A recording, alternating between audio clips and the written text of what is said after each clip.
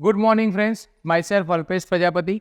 आज मैं जिस बुक का रिव्यू देने जा रहा हूँ उस बुक का नाम है प्रभुपाद। सबसे पहले मैं थैंक्स करना चाहता हूँ मुझे जो ये बुक जिसने रिकमेंड की थी और जिसने ये दी थी। ये मेरी बुक नहीं है, ये मेरे दोस्त है। एक्चुअली ऐसा कह सकते हैं कि मेरी ज़िंदगी के जो सबसे 10 प्रभावशाली लोगों का अगर लिस्ट है तो उसमें मैं उनका नाम रखता हूँ। वो है भाविन भाई, जो भाविन सलून के ऑनर है। उन्होंने मुझे ये बुक दी थी जो कहीं ना कहीं इस्कॉन से कनेक्टेड भी है। इन्होंने मुझे ये बुक दी थी और ये बहुत मेरे ख्याल से बहुत पुरानी बुक है, करीबन 101 साल के पहले की बुक होगी। तो इनके अंदर ये प्रभुपाद की पूरी ऑटोबायोग्राफी है कि प्रभुपाद जी ने कैसे पूरी इस्कॉन की स्थापना की और कैसे ये इन्होंने पूरी की ये आज की तारीख में 800 से ज़्यादा ISKCON temple all over the world है। वो जिसने ये स्थापना की थी वो ये है शिला प्रभुपाद। तो मैं उनके ये बुक का रिव्यू करने जा रहा हूँ। सबसे पहले मैं बात करना चाहता हूँ कि ये प्रभुपाद जो है उनका जन्म जो है वो 1896 में बंगाल में हुआ था। वहाँ से उन्होंने Scottish English medium school Scottish church में इन्होंने ग्रेजुएशन कर लिया। लेकिन ग्रेजुएशन करने के बाद इन्होंने अपनी डिग्री को लिया नहीं, क्योंकि वो गांधी जी की नॉन कोऑपरेटिव मूवमेंट में जुड़े हुए थे और वो अंग्रेजों का विरोध करते थे। इस वजह से इन्होंने वो डिग्री लेने से मना कर दिया और उन्होंने अपनी करियर की शुरुआत कर दी। वो पहले से कोई संत नहीं थे या महात्मा नहीं थे और ऐसा कुछ भी नहीं थे। उनकी प्रयागराज में अपनी फार्मेसी की पूरी लेबोरेटरी थी और वो फार्मेसी का बिजनेस करते थे। लेकिन कभी कहीं ना कहीं उनको अपने गुरु से मुलाकात हो गई 1922 में। गुरु जी का नाम है भक्ति सिद्धानंद सरस्वती गोस्वामी। जो उनके गुरु जो है वो उनको मिले और बहुत ही कम मुलाकात के अंदर गुरु ने उनको सिर्फ एक कार्य ये सौंपा कि आप मुझे सिर्फ भगवत गीता का इंग्लिश में ट्रांसलेशन करके दो, क्योंकि मैं इस भगवत गीता को पूरे विश्व में फैलाना चाहता हूं। क्योंकि भगवत गीता का नॉलेज इंडिया तक ही सीमित है, वो संस्कृत में लिखा गया है, फॉरेन लैंग्वेजेस कोई जानते नहीं है। तो उन्होंने ये बात एक्सेप्ट की और कहीं ना कहीं ये जो मुलाकात थी वो मुलाकात एक विजनरी मुलाकात में बदल गई और वहाँ पे गुरु और शिष्य दो मिले और कहते हैं कि गुरु मुखम पदम वाक्य चीते ते करिए एकिया। मतलब कि गुरु का जो वाक्य है वो उन्होंने चित्त में बसा लिया और एक ध्येय बना लिया कि यस, मैं गुरु जी का ये आदेश है कि भगवत गीता को ट्रांसलेट करना है और उसको पूरे विश्व में फैलाना है। तो उसके लिए वो काम में लग गए और उन्होंने सबसे पहले ये किताब जो है उसकी पूरा का पूरा ट्रांसलेशन करना चालू कर दिया। एक घटना ऐसी बन गई कि ट्रांसलेशन करके रखी हुई थी किताब पेज, उनकी वाइफ ने एक दिन कबाड़ी को दे दिया। जब वो आगे देखता है कि ये मेरी भगवत गीता ट्रांसलेशन की हुई है, कहाँ चली गई, तो वाइफ ने बोला कि वो तो मैंने कबाड़ी को दे दी, क्योंकि मैं अंग्रेजों के एक मीटिंग में गई थी। अंग्रेज बोलते हैं कि टी पीनी चाहिए, तो टी पीने के पैसे नहीं थे, तो ये कबाड़ी मैंने बोले दे दी। फिर उसके शिला प्रभुपाद ने कहा कि अब तू मुझे दो में से एक चीज बता, टी और मी। तो उसकी वाइफ बोलती है टी। तो उसी दिन अपना झोला उठाया और सीधे संन्यास ले लिया और वृंदावन में चले गए।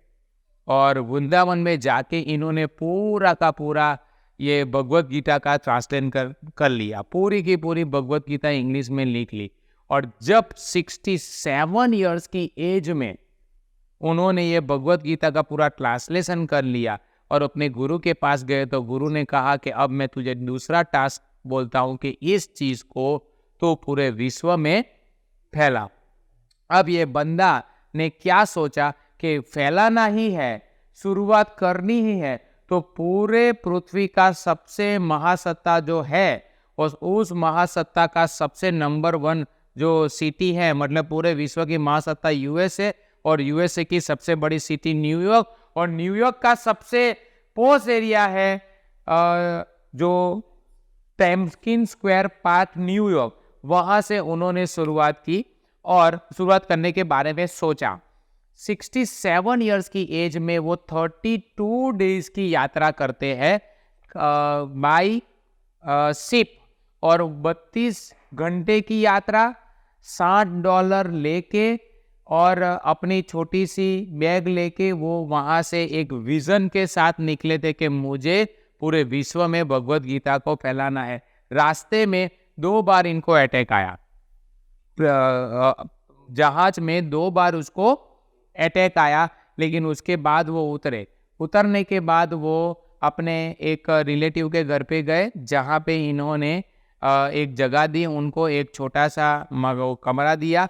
वो कमरे के अंदर उन्होंने जब सामान रखा था, सामान में सिर्फ उनके पास भगवत गीता थी, अपना 2-3 कपड़े थे, और साथ में वो अपनी पेन वगैरह, नोट वगैरह और वो वीडियो रिकॉर्डर वगैरह उनके पास था। फिर वहाँ से उन्होंने शुरुआत की। उस समय पे 1965 में यूएस और वियतनाम की वॉर चल रही थी, और पूरा का पूरा यूएस से रोड पे था, और वो लोग रोड पे जो हिप्पीज जो है वो गवर्नमेंट को इतने तंग करते थे कि वो पूरा दिन जुगार में रहते थे, मतलब नशे में रहते थे, दारू पीते थे, और रास्ते पे ही सेक्स करते थे वगैरह। पूरा का पूरा एकदम बैड कल्चर था। उन्होंने उस बैड कल्चर के अंदर हरे कृष्णा हरे रामा की धुन बजाना चालू किया, और वहाँ से उनको कल्टीवेट करना चालू किया, क्योंकि उनको ये पता था कि मैं दुनिया की सबसे जो मतलब लास्ट कैटेगरी के लोग हैं उसको अगर मैंने चेंज कर दिया तो मैंने ये काम कर लिया। अब वो हल्के हल्के वो चेंज होने लगे, हल्के हल्के वो भी भजन में आने लगे। फिर एक दिन एक बंदा आया और उसको वो नशा कर रहा था बहुत, और नशा करके प्रभुपाद के मुंह पे ऐसा करके उन्होंने प्रभुपाद के मुंह पे धुआं फेंका। तो प्रभुपाद जी ने बोला कि आप ये क्यों कर रहे हो? तो वो बोलता है I want to stay high, that's why I drink cigarette. तो प्रभुपाद ने जवाब दिया कि I have a one thing that will stay you high for ever, कि ये तो नशा उतर जाएगा, लेकिन मेरे पास एक ऐसा नशा है जो तुझे हाई रखेगा। वो बोले ऐसा कौन सा नशा है? तो बोले हरि नाम का नशा।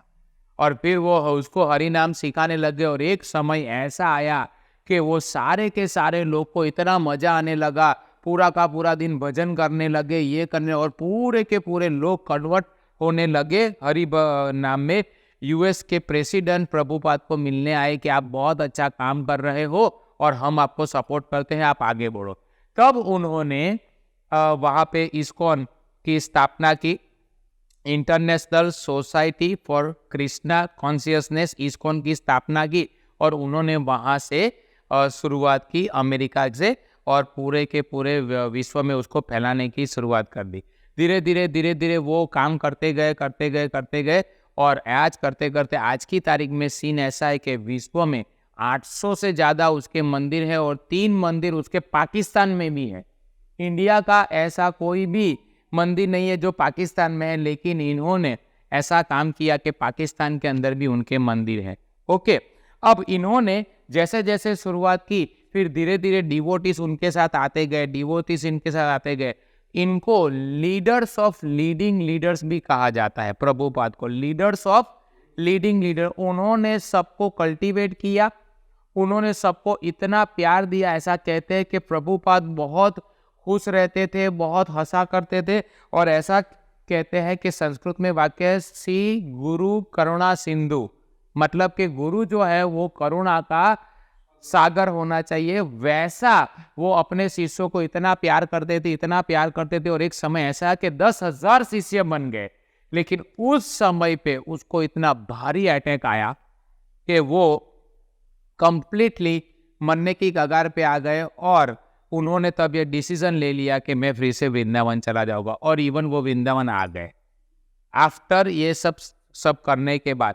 लेकिन जब वृंदावन आया तो उसको हर रोज खत मिलने लगे, हर रोज इसको लेटर मिलते थे, और लेटर में ये था कि प्रभुपाद जी हम बहुत अकेला फील कर रहे हैं, हमें कुछ समझ में नहीं आ रहा है, लेकिन हम हरि नाम के बगैर रह नहीं पाएंगे, आप आओ। तो उनके इतना प्यार को देख के वो फिर से सोचते हैं कि नहीं मैं फिर से जाऊंगा। और प्रभुपाद जी आफ्टर 3 अटैक्स वो फिर से अमेरिका गए, और वो 10,000 लोगों को फिर से इकट्ठा किया, उनको फिर से ट्रेन किया और फिर उन्होंने क्या किया कि सब स्टूडेंट को 2 को यूएसए मतलब लंदन भेजा, 2 को साउथ अफ्रीका, 2 को न्यूजीलैंड, 2 को इंडिया, ऐसा करते करते करते करते पूरे के पूरे स्टूडेंट को उन्होंने पूरे विश्व में भेजा। फिर वो वहाँ से हर रोज यहाँ से लेटर लिखते थे, उनको 10 दिन के बाद मिलता था, लेटर के प्रमाणे वो करते थे, जो भी दिक्कत आती थी वो शिष्य लोग वहाँ से उसको लेटर लिखते थे। ये समय था 1970 के 77 के आसपास, जब ये इंस्टा के फेसबुक के ये सब कुछ था नहीं। उस टाइम पे उन्होंने लेटर लिख लिख के इन्होंने, अगर ये समय पे ये होता, ईमेल वगैरह होता तो कितना बड़ा साम्राज्य बन सकता था। लेकिन इन्होंने ये छोटा छोटा इनको मैनेजमेंट की भाषा में, अगर इनको मैनेजमेंट के साथ कनेक्ट करो ना, तो मैनेजमेंट की भाषा में इसको obsessive attention of details OBS कहते हैं। मतलब इसको एलिफेंटाइन फोकस एडवांटेज बोलते हैं कि देखना है तो पूरे हाथी को ही देखो। हाथी कभी एक बार में पूरा नहीं दिखता, लेकिन ये एक बार में ही पूरा के पूरा सूट भी दिखनी चाहिए। इतना फोकस उनके पास था और इन्होंने इतना जबरदस्त तरीके से माहौल बनाया था, और इतना जबरदस्त माहौल बनाया था कि बीटल्स, जो वो बीटल्स ग्रुप था 5 लोगों का, उस बीटल ग्रुप में से जॉर्ज हैरिसन हरे कृष्णा से जुड़ गए। उन्होंने अपना 17 एकड़ का फार्म हाउस हरे कृष्णा इस्कॉन को डोनेट कर दिया और इवन एक हरे कृष्णा की धुन बजाई। कहते हैं कि इसकी करीबन 2 लाख से ज़्यादा कैसेट्स बिकी थे उस जमाने में, और ये बीटल्स जो है वो भी हरे कृष्णा में आ गए। तो इस तरीके से इन्होंने जबरदस्त तरीके से शुरुआत की। 1965 से 1977 के 12 साल के बीच में इन्होंने करीबन 5.5 करोड़ भगवत गीता की कॉपियाँ बेची, और वो बेचने के लिए उनके पास पैसे नहीं थे, वो बेचने के लिए, वो खरीदने के लिए, वो बनाने के लिए उनके पास कोई फंड नहीं था, 1 भी रुपया नहीं था। तो इन्होंने अगरबत्ती का बिजनेस चालू किया, क्योंकि अगरबत्ती तो भगवान की पूजा में लगती थी। अगरबत्ती का बिजनेस करते गए, वहां से पैसे आते गए, वहां से भगवत गीता बनाते गए और भगवत गीता को पूरी दुनिया में फैलाते गए। मतलब कहने का मतलब कि एक बंदा जिसकी एज 70 ईयर्स की है, जिसकी जेब में 5 रुपया नहीं है, जिसके पास कुछ भी कोई जगह का नॉलेज नहीं है, गुजरात से मतलब इंडिया से गया हुआ बंदा अमेरिका के अंदर, जिसको कुछ पता नहीं है, जगह का पता नहीं है, रहने का कुछ वो नहीं है, ऐसा विजनरी बंदा अगर पूरी दुनिया को अगर मतलब घुमा सकता है और पूरी दुनिया में अपना डंका फैला सकता है, तो ये है एक विजनरी लीडर। एक अब यहाँ पे जो अगर उनकी बात आए कि ये सब कैसे कर दिया, तो ये सब के पीछे values, morality, ethics, character, principles, ये सब का जो संयोग है ना, इसकी वजह से ये सब हुआ। मतलब एक ही प्रभुपाद जी ऐसे है कि अगर आप उसको अगर सोचो कि मैं इसके पास कुछ सीखना चाहता हूं, तो उनके पास सीख के आप, क्योंकि हमारे पास तो सब है, सारे रिसोर्सेस है, एज हमारे पास है, फंड हमारे पास है, हमारे पास मतलब टेक्नोलॉजी का सपोर्ट है, हमारे पास गवर्नमेंट का सपोर्ट है, सब कुछ चीजें हमारे पास। अगर इनके पास कुछ नहीं था तब इतना बड़ा कर दिया। और मैं तो ये भी नहीं बोलता कि अपने को पूरी दुनिया को वो करना, अपने को तो अपने लिए करना है, अपने लिए, अपने फैमिली के लिए, अपने बच्चों के लिए, अपनी सोसाइटी के लिए तो हम ये कर सकते हैं। लेकिन हमने क्यों नहीं किया? क्योंकि हमारा फोकस आज तक है ही नहीं। बराबर है। इसके अंदर एक मैनेजमेंट अगर मैं कनेक्ट करूँ तो मैनेजमेंट में एक वो आता है थियरी कि हंट द राइनासोरस, मतलब के शिकारी करना है तो गैंडे का ही कर देने का, बकरे का शिकार नहीं करने, गैंडे का ही कर देने का, कि जिसको बस एक बार आपने कर दिया ना, फिर उसी को बता बता के आप, तो इन्होंने ऐसा किया कि इन्होंने इतना जबरदस्त फोकस किया और फोकस करके इन्होंने पूरा का पूरा इतना बड़ा, आप सोचो कि 70 इयर्स की एज वाला बंदा एक विजन लेता है कि जिसको मतलब जो अटैक आ गए, वो सोचता है कि, और पूरी दुनिया के 132 देशों में 800 मंदिर 70 इयर्स की एज के बाद बनाता है, तो बहुत मैं आपको सच में रिकमेंड करूंगा कि आप जो है वो इस चीज को आप पढ़िए, इनको पढ़िए। लास्ट में मैं एक चीज बताता हूं कि जब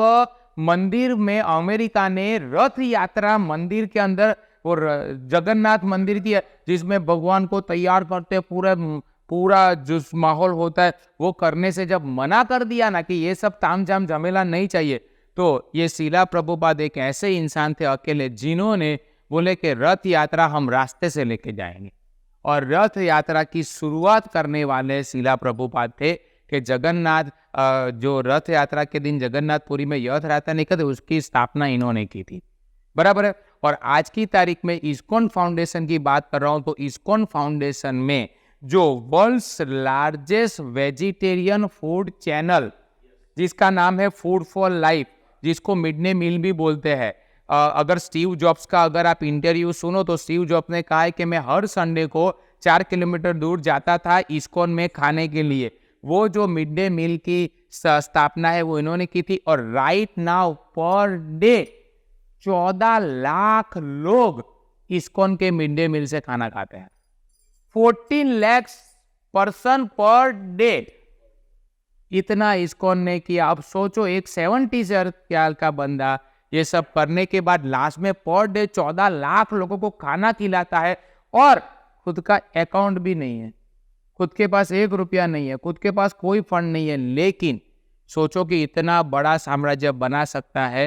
हरे कृष्णा हरे रामा की धुन, भगवान के ऊपर ट्रस्ट, बिलीफ, और एक एलिफेंटाइन फोकस एडवांटेज के मतलब देखना है तो मतलब पूरे हाथी करो, इस तरीके से इन्होंने किया। तो मैं चाहता हूं कि आप इनकी जीवनी पढ़िए, इनकी जीवनी से सीखिए। ऐसे ही एक जीवनी दूसरी BAPS की भी है, प्रमुख स्वामी महाराज की, बहुत खतरनाक जीवनी है, तो वो भी शायद मैं आपको रिकमेंड करूंगा। लेकिन ये जो है वो पूरी की पूरी अभी रिसेंटली पिछले 100 साल मतलब 50 साल पहले की इसकी वो है, तो ये खास पढ़िएगा। और मैं विजय भाई का थैंक यू करता हूं कि जिन्होंने ये प्लेटफॉर्म दिया कि जिसकी बदौलत हम ये कर पाए। और once again thanks to Bhavin bhai के जिन्होंने मुझे ये बुक दी थी और मुझे एक ऐसे लीडर से मिलवाया कि जो लीडर को पढ़ के मेरे अंदर एक लीडर का जन्म हुआ कि किसी के साथ अपेक्षा नहीं रखने की, कुछ भी नहीं करेगा, अगर ये कर सकता है तो मैं भी कर सकता हूँ, मैं कर सकता हूँ तो आप सब भी कर सकते हो। तो thank you very much and thank you.